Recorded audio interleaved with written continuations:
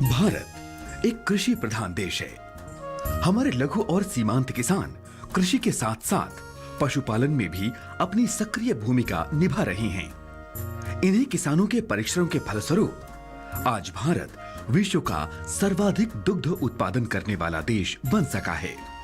भारत में दुग्ध उत्पादन बढ़ाने और डेयरी व्यवसाय से अधिक लाभ कमाने के लिए राष्ट्रीय डेयरी अनुसंधान संस्थान की स्थापना इंपीरियल इंस्टीट्यूट ऑफ हस्बेंड्री एवं डेयरिंग के रूप में बेंगलुरु में 1923 में की गई थी। साल 1955 में संस्थान का मुख्यालय इसके वर्तमान स्थान करनाल में स्थानांतरित कर दिया गया और इसे राष्ट्रीय डेयरी अनुसंधान संस्थान का नाम दिया गया।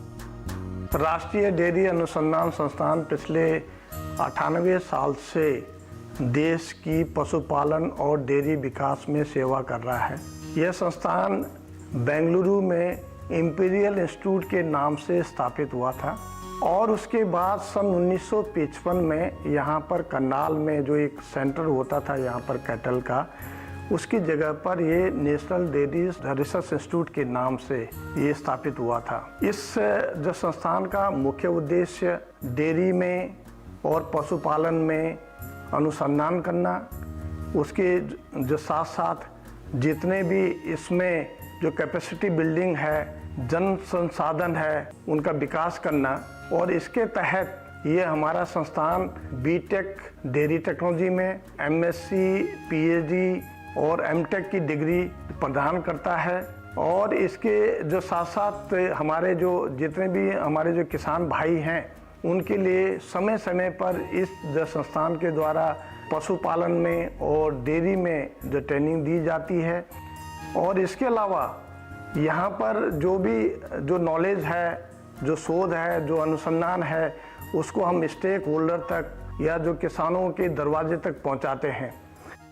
संस्थान में पशु जैव प्रौद्योगिकी के क्षेत्र में भ्रूण प्रत्यारोपण प्रौद्योगिकी और दूसरी जैव प्रौद्योगिकियों से श्रेष्ठ पशुओं की तीव्रता से बहुगुणन कर वैज्ञानिकों ने अनुसंधान परक प्रयास किए हैं। इस प्रौद्योगिकी के परिशोधन से एक श्रेष्ठ गाय से एक कैलेंडर साल में 10 से ज्यादा बछड़े और बछियां उत्पन्न की गई हैं।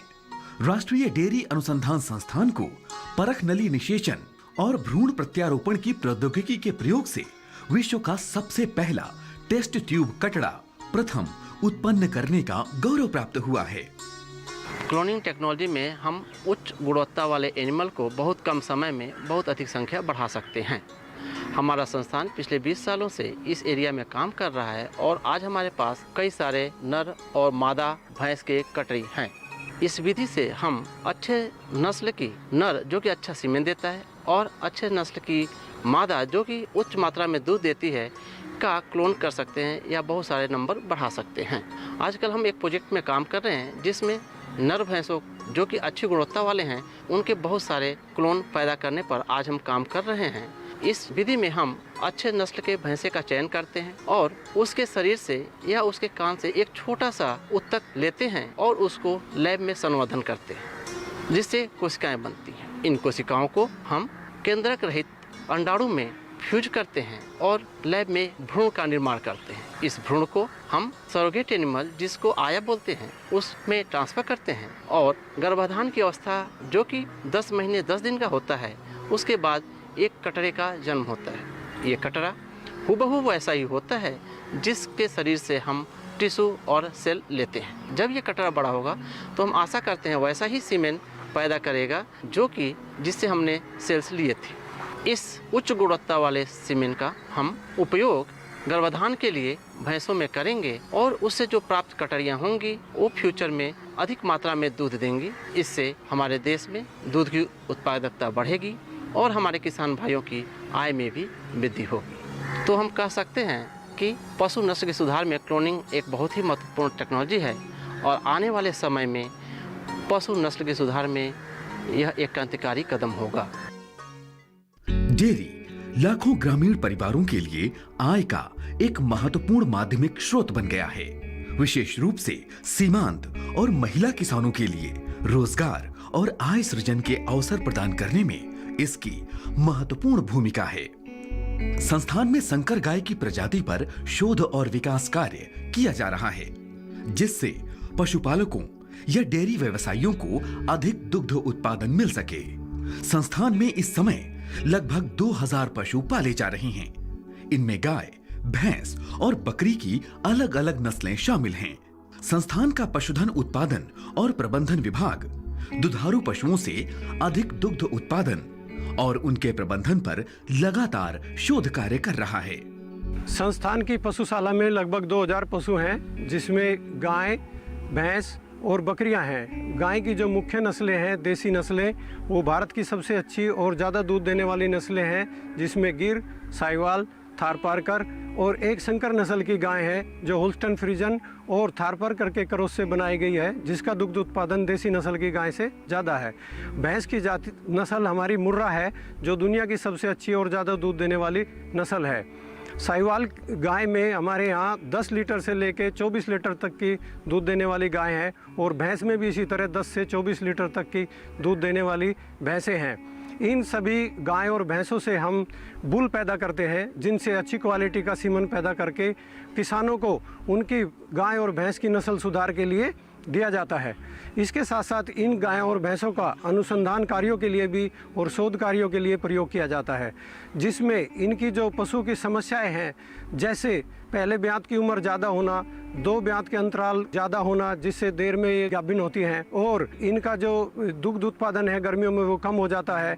इन सब बातों को ध्यान में रखते हुए और जो हमारे कंक्रीट फर्श है जो पशुओं को आजकल कमर्शियल डेयरी फार्मिंग में यूज होता है, उसका जो प्रयोग करने से पशु को आराम कम मिलता है, और जो उसकी जगह जो मैट यूज करते हैं रबर किसान, उससे नीचे मूत्र और गोबर जमा हो जाने से कीटाणु पैदा होने का खतरा बना रहता है। इन सब को ध्यान में रखते हुए हमने एक फर्श डेवलप किया है जो पशु को आराम ज़्यादा देगा, और इन सभी बातों को जो हम यहाँ शोध करते हैं और अपना अनुसंधान करते हैं, उनको हम प्रशिक्षण के माध्यम से किसानों को समय समय पर उनको पहुँचाते रहते हैं, और इस तरह के प्रशिक्षण संस्थान में लगातार होते रहते हैं।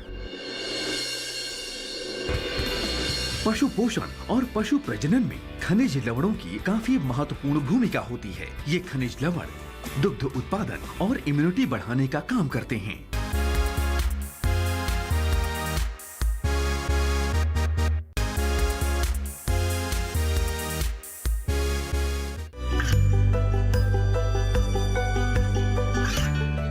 गांवों और पिछड़े क्षेत्रों में सरकारी योजनाओं की जानकारी पहुंचा। देश में कौशल और क्षमता विकास कर ग्रामीणों को सामाजिक बदलाव और विकास से जोड़ने की दूरदर्शन किसान की पहल चौपाल चर्चा देखें सोमवार से शुक्रवार सुबह 9 बजे।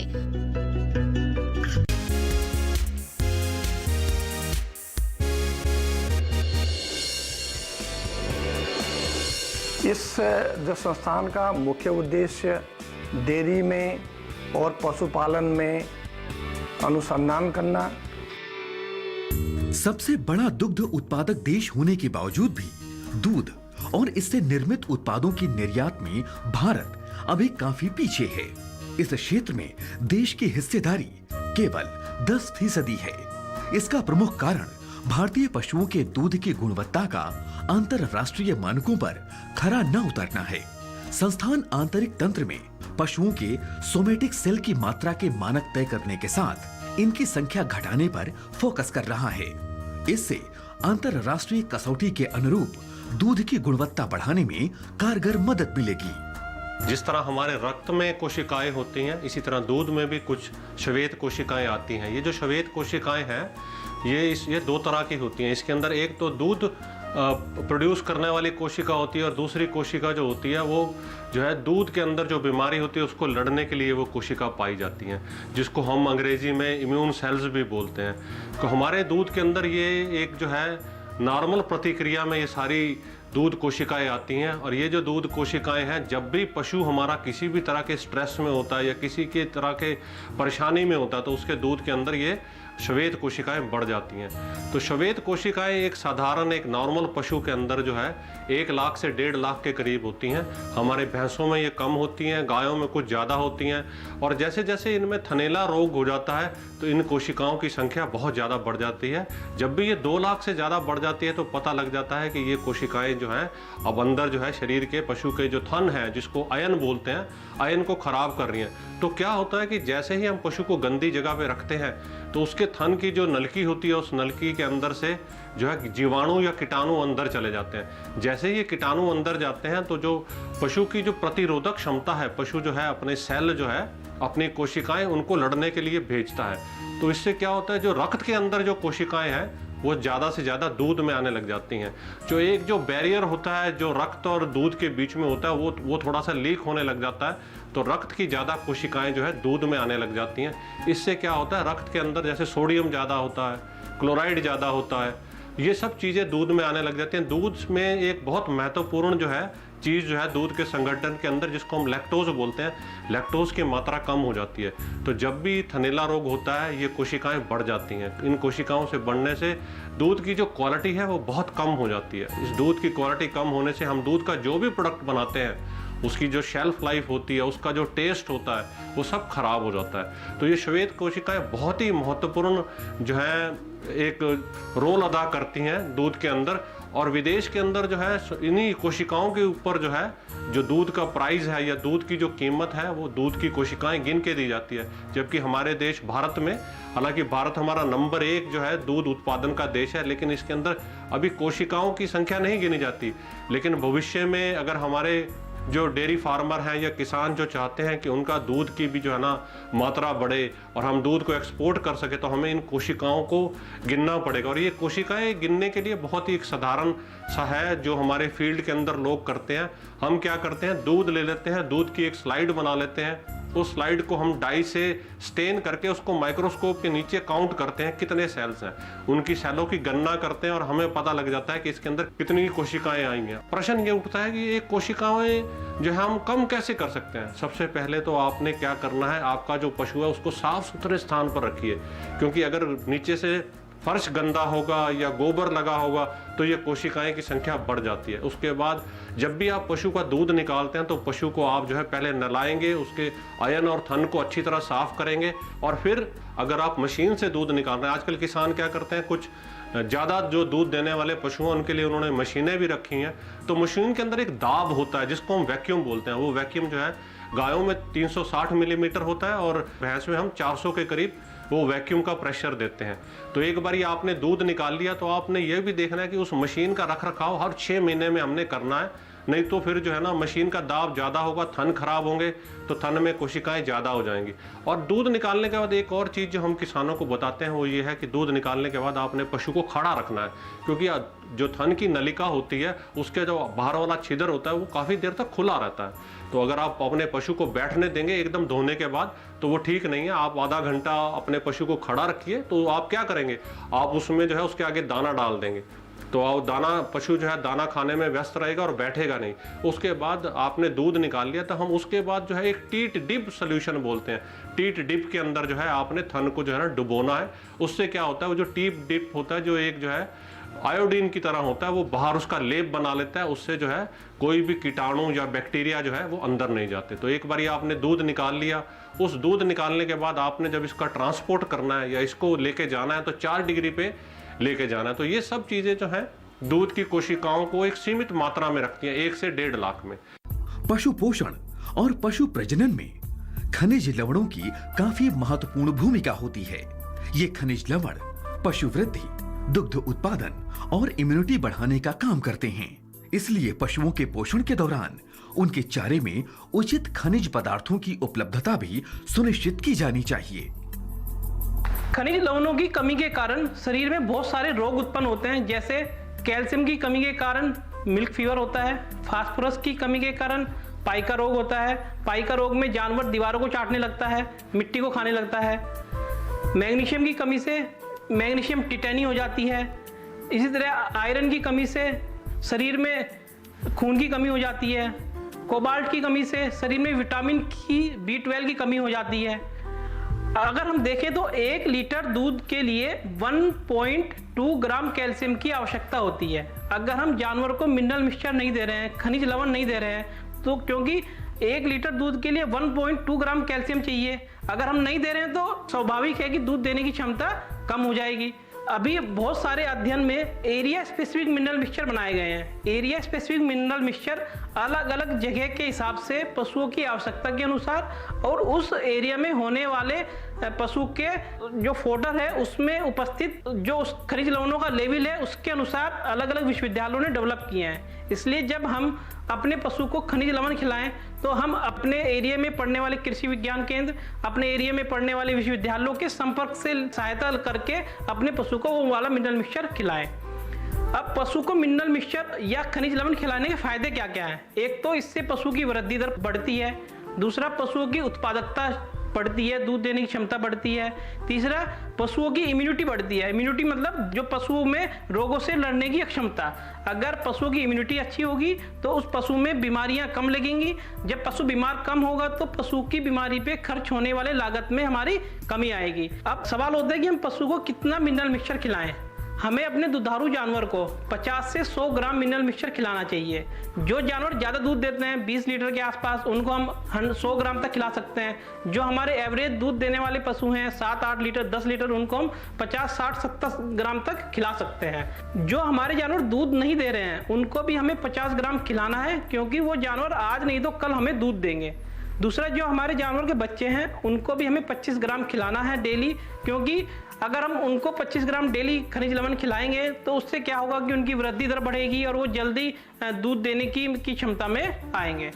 क्योंकि हमारे यहाँ जो मिनरल मिक्सचर है वो बिना नमक वाला मिनरल मिक्सचर ज़्यादातर मार्केट में और कृषि विश्वविद्यालयों में उपस्थित है, इसलिए हमें मिनरल मिक्सचर के साथ साथ 25 से 30 ग्राम नमक डेली अपने पशु को मिनरल मिक्सचर के साथ मिला के खिलाना चाहिए, जिससे कि वो कंप्लीट मिनरल मिक्सचर बन जाए, पूरा का पूरा खनिज लवण बन जाए। डेयरी प्रसंस्करण अनुसंधान के क्षेत्र में संस्थान ने कई प्रकार के स्वदेशी दुग्ध उत्पादों के निर्माण के लिए तकनीकी विकसित की है।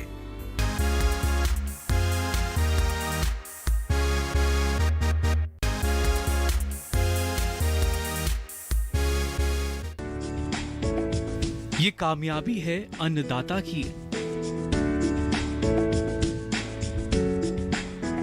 ये कहानी है खेत और खलिहानों की। कैसे करें अपने पशुओं की देखभाल, जानिए गांव-गांव के किसानों का हाल। देखिए गांव किसान, सोमवार से शुक्रवार दोपहर 12 बजे सिर्फ डीडी किसान पर।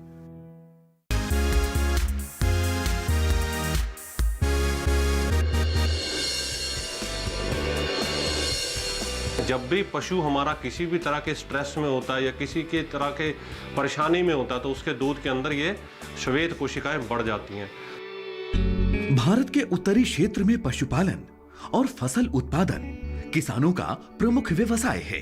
पशुपालन में 65 से 75% लागत जानवरों के चारे और खानपान पर लगती है।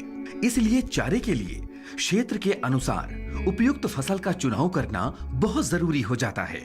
हरा चारा जानवरों के पोषण के लिए बहुत जरूरी है, क्योंकि ये उनकी प्रोटीन, विटामिन, वसा, कार्बोहाइड्रेट और पानी की मांग की पूर्ति करता है।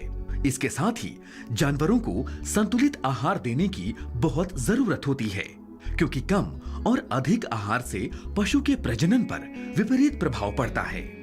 किसान भाइयों, जैसे कि आपको जानकारी है कि एक डेयरी फार्म के ऊपर जो दैनंदिन खर्चे होते हैं उनमें सबसे महत्वपूर्ण खर्चा तकरीबन 75% पशु के आहार के ऊपर होता है। अगर हम उसको पोषक तत्व आवश्यकता से कम दे रहे हैं तो उस परिस्थिति में जो गाय है वो अलग अलग तरह की बीमारियों का शिकार होती रहती है, उसके प्रजनन संबंधी बहुत परेशानियां होती हैं, और अपनी क्षमता के अनुसार वो दूध का उत्पादन नहीं कर पाती। अगर हम उसको जो आवश्यकता है उससे अधिक पोषक तत्व देते हैं, यानी ऊर्जा, प्रोटीन या खनिज पदार्थ आवश्यकता से अधिक जा रहे हैं, तो भी पशु में प्रजनन संबंधी बीमारियां होती हैं और प्रति किलो दूध उत्पादन के ऊपर जो लागत है वो धीरे धीरे बढ़ती जाती है। इस वजह से आवश्यकता है कि जितने पशु के भार और पशु के दूध उत्पादन के अनुसार जितने पोषक तत्वों की आवश्यकता है उतने ही पशु को दिए जाएं। आजकल एक बहुत ही महत्वपूर्ण चारा साइलेज के तौर पे प्रचलित हो रहा है डेयरी फार्मर के बीच में। साइलेज एक तरह से हरे चारे का अचार होता है। हरे चारे का अचार बनाने के लिए हम नॉन लेग्यूम या गैर फलीदार हरा चारा जैसे मुख्यतः मक्की, इसको एक बगैर हवा के सिस्टम के अंदर यानी एनारोबिक कंडीशन के अंदर पूरी तरह से प्रिजर्व करके रखते हैं और 30 से 40 दिनों के अंदर हमारा जो साइलेज है वो प्रिपेयर हो जाता है। डेयरी प्रसंस्करण अनुसंधान के क्षेत्र में संस्थान ने कई प्रकार के स्वदेशी दुग्ध उत्पादों के निर्माण के लिए तकनीकी विकसित की है। लघु पैमाने पर डेयरी संचालन और यंत्रीकृत उत्पादन दोनों के लिए उपकरण डिजाइन किए गए हैं। पनीर, घी, खोवा और रसगुल्ला बनाने की संस्थान में विकसित मशीनें भारतीय डेयरी उद्योग में प्रयोग के लिए उपयुक्त हैं। मैं अपने किसान भाइयों व युवाओं को कहना चाहूँगा कि वो डेयरी के अंदर खाली डेयरी फार्मिंग तक ही महदूद ना रहें और उससे आगे की भी सोचें। खाली दूध बेच करके हम आजीविका तो कमा सकते हैं पर शायद उतना पैसा नहीं कमा सकते कि जिससे हम एक ब्रांडिंग बना सकें। तो मैं चाहूँगा कि अपने किसान भाइयों को कहना कि वो लोग डेयरी के अंदर दूध को विभिन्न प्रकार के पदार्थ बना करके जैसे पनीर है, मक्खन, घी और कलाकंद जैसे छोटे स्तर पे पदार्थ बना करके शहर के अंदर बेच सकते हैं और अपनी जो आमदनी है उसको बढ़ा सकते हैं। इसके अंदर आपको सिर्फ ध्यान देना है गुणवत्ता के ऊपर। अगर आप उसकी क्वालिटी सही रखते हैं, अगर आप उसके मापदंड के हिसाब से बनाते हैं तो इसके अंदर मार्केट की अपार संभावनाएं हैं जिसके अंदर की आपको एक ब्रांडिंग बन जाती है और इसके साथ साथ एक व्यवसाय जो छोटे स्तर से शुरू करके एक बड़े स्तर पर ले जाया जा सकता है। इसके अंदर हमें ये भी नहीं है कि बहुत ज़्यादा लागत की जरूरत है। अगर हम चाहें तो 50,000 रुपये से लेकर के और इस व्यवसाय को शुरू कर सकते हैं। और इसके अंदर जब हम इस तरीके से सोचते हैं तो हमारे यहाँ पे प्रशिक्षण भी दिया जाता है इसके अंदर और साथ में प्रैक्टिकल ट्रेनिंग भी दी जाती है। तो आप लोग आकर के राष्ट्रीय डेयरी अनुसंधान संस्थान में ये सब जानकारी भी यहाँ पर प्राप्त कर सकते हैं। संस्थान किसानों की और डेयरी व्यवसायियों की आय बढ़ाने के लिए नए नए जामन बनाने का कार्य कर रहा है। इस समय संस्थान में 900 तरह के जामन उपलब्ध हैं जो अलग अलग उत्पादों को बनाने के लिए प्रयोग किए जाते हैं। National collection of dairy cultures lab इस संस्थान का महत्वपूर्ण अंग है।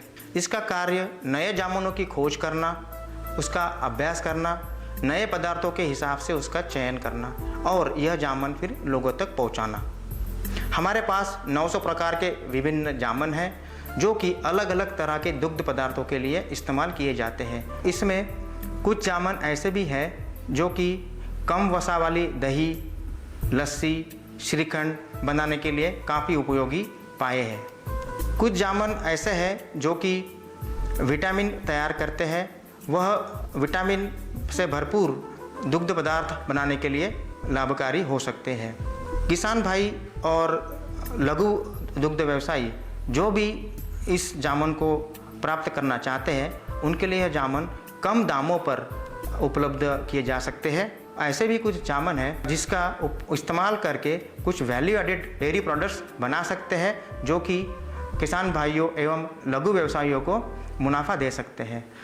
संस्थान का मुख्य उद्देश्य देश में डेयरी अनुसंधान और विकास के अलावा राष्ट्रीय दुधारू पशु समूह और दुग्ध उत्पादन में वृद्धि करना है।